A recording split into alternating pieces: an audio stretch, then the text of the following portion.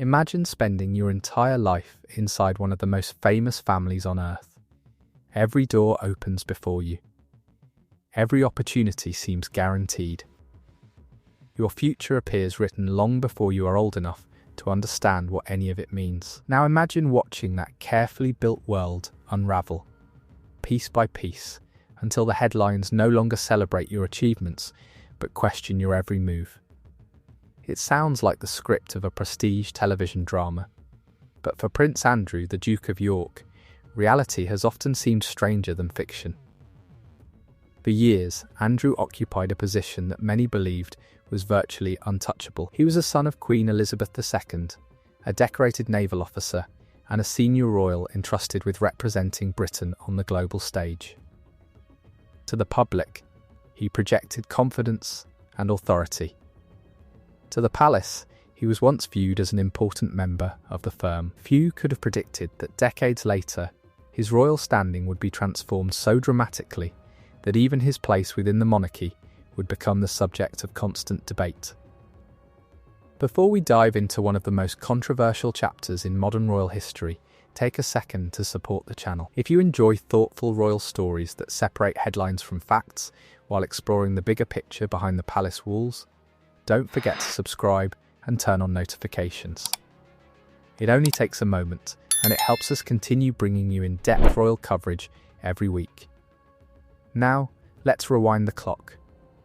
Long before the controversies, before the endless front pages and televised interviews, Andrew's life looked almost destined for greatness.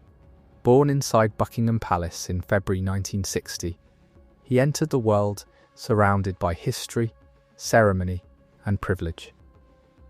While most people remember the palace as a tourist attraction or the backdrop to balcony appearances, for Andrew, it was simply home.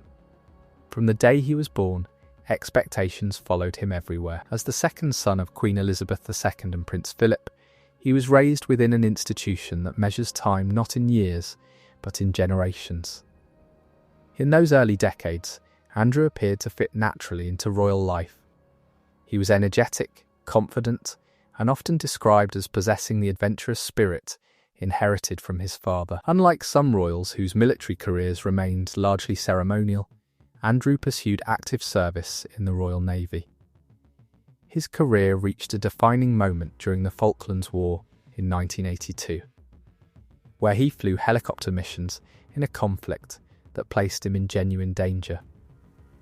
That military service became one of the strongest pillars of his public image. Many Britons admired the fact that a prince had served alongside fellow servicemen rather than remaining comfortably distant from real-world risks. It added credibility to his royal role and distinguished him from stereotypes often attached to privileged public figures. For years, stories about Andrew frequently highlighted his naval background, presenting him as someone willing to shoulder responsibility rather than simply inherit prestige. During this period, it would have been difficult to imagine the path his life would eventually take. As the monarchy entered a new era in the 1990s and early 2000s, Andrew continued to occupy a prominent role within the institution. His responsibilities expanded beyond ceremonial duties, eventually leading to one of the most influential appointments of his royal career. In 2001, he became the United Kingdom's Special Representative for International Trade and Investment. The title may sound technical, but the position carried enormous influence. Andrew effectively became one of Britain's international ambassadors for business. His role involved travelling across continents, meeting political leaders, attending investment conferences, opening doors for British companies, and encouraging foreign investment into the UK. Think of him as a salesman for an entire country, except instead of selling products, he was promoting Britain's economy. His calendar became packed with overseas visits, diplomatic receptions, business forums, and high-profile meetings. From the Middle East to Asia and across Europe, Andrew built an extensive network of influential contacts. Supporters argued that he excelled in the role. His confidence, familiarity with world leaders, and royal status often granted him access that many traditional diplomats could only dream about. For years, the arrangement appeared to work remarkably well, at least from the outside, because history often hides its turning points in moments that initially seem insignificant. A casual introduction, an ordinary meeting, a friendship that attracts little attention when it begins, but becomes impossible to ignore years later. For Andrew, one such connection would eventually overshadow nearly every achievement that came before it. The name was Jeffrey Epstein. At the time, the relationship attracted relatively little public interest.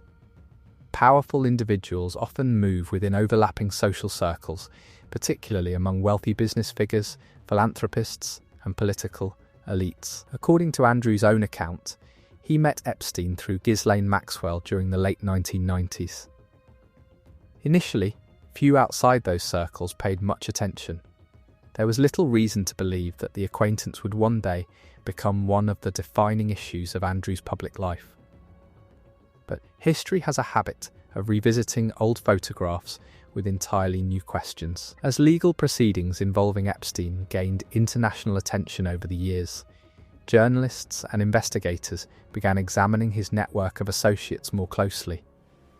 That increased scrutiny inevitably brought renewed focus to Andrew's connection with him. Then came the image that many royal commentators describe as a public relations nightmare. Photographs showing Andrew walking with Epstein in New York, taken after Epstein had already served time following an earlier conviction, spread rapidly through newspapers and television reports. The photographs themselves became symbolic, not because they proved wrongdoing, but because they raised a question that proved remarkably difficult to silence. Why continue the association? That single question lingered for years. Every time the subject resurfaced, it generated fresh headlines. Every explanation invited further analysis, and every passing month increased pressure on both Andrew and Buckingham Palace. Inside royal circles, reputation has always been one of the monarchy's most valuable assets. The institution depends heavily on public confidence, tradition, and trust. When questions arise about any senior member of the family, they rarely remain isolated.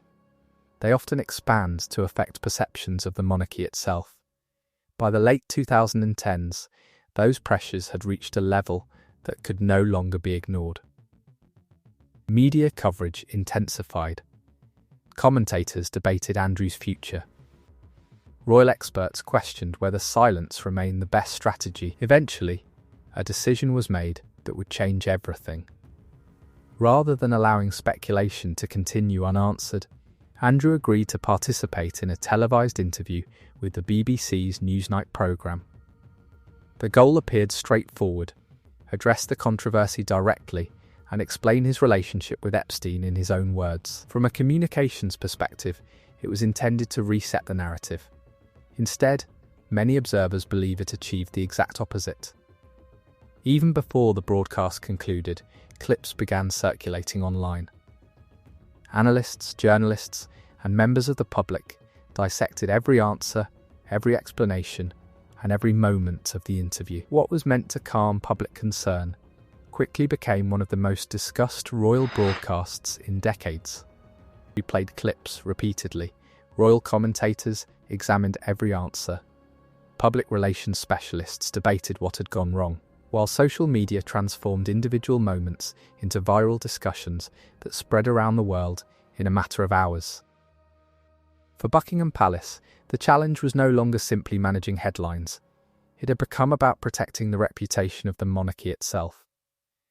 The British royal family has survived wars, constitutional crises, scandals, and changing public attitudes over generations. One of the reasons it has endured is its ability to place the institution above any individual member. That principle was about to be tested once again. Not long after the interview aired, Andrew announced that he would step back from meetings involving Virginia Giuffre. Giuffre brought allegations against Andrew in a lawsuit filed in the United States. Andrew's public conversations often follow emotion, speculation, and headlines. The two can overlap, but they are not identical. Nevertheless, Regardless of legal distinctions, the damage to Andrew's public reputation was considerable. By this point, many royal observers believed the possibility of returning to his previous public role had become increasingly unlikely. Then another major change arrived. This time, it came from within the monarchy itself. When King Charles III ascended to the throne, many wondered what direction the new reign would take. Would there be continuity? Would there be reform? Or would difficult decisions be made about members of the wider royal family? Gradually, the answers began to emerge. Andrew's place within the institution appeared to become even more limited. His honorary military appointments were removed. His public use of the style His Royal Highness effectively disappeared from official royal life.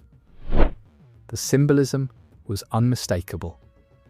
These changes represented more than administrative adjustments. They reflected an effort to draw a clear distinction between the monarchy's future and one of its most controversial figures. For royal historians, it marked one of the most significant internal restructurings involving a senior royal in modern times. Then attention shifted to another symbol of Andrew's changing circumstances: Royal Lodge. Nestled within Windsor Great Park, the residence had long been associated with Andrew. For years it represented continuity, a reminder that even after stepping away from public duties, certain aspects of royal life remained unchanged. But reports suggesting pressure surrounding the future of the property sparked fresh speculation. Would he remain there? Would alternative living arrangements eventually be considered? Official answers remained limited, allowing public discussion to fill the gaps. In royal reporting, uncertainty often becomes a story of its own. When information is scarce, theories multiply. And that is exactly what happened. As months passed, every new development became part of a broader narrative about Andrew's place within the royal family. Some commentators argued that the monarchy was deliberately creating greater distance. Others believed practical considerations were being mistaken for dramatic symbolism. Without detailed official explanations, both interpretations continued to circulate. Then another issue began attracting attention, not because it involved confirmed wrongdoing, but because it highlighted how quickly rumours can gain momentum when public interest is already intense. Various media reports and online discussions speculated about Andrew's future and whether life outside Britain might one day become an attractive option. Possible destinations were mentioned. The Middle East frequently appeared in those discussions. Countries such as the United Arab Emirates, Bahrain, Qatar, and Saudi Arabia were all referenced in different reports. Why those places? Partly because Andrew had spent years developing international relationships through his previous trade role. He had travelled extensively. He had built connections with influential business figures and government officials across multiple regions. Those long-standing relationships naturally fueled speculation whenever questions arose about his future. Some commentators even compared the situation to Spain's former King Juan Carlos, who relocated to Abu Dhabi after facing controversies of his own. The comparison quickly spread, but it is important to separate comparison from confirmation. At the time of those reports, there was no official announcement that Andrew planned to leave Britain permanently. Much of the discussion remained exactly that, discussion still. The rumours demonstrated something important. Public fascination with Andrew's story had not faded. If anything, it continued evolving. Each new report generated another wave of analysis. Each rumour inspired another round of debate. And every unanswered question seemed to create several more. That may be the most remarkable aspect of this entire saga. For many public figures, controversy follows a predictable pattern. A headline appears,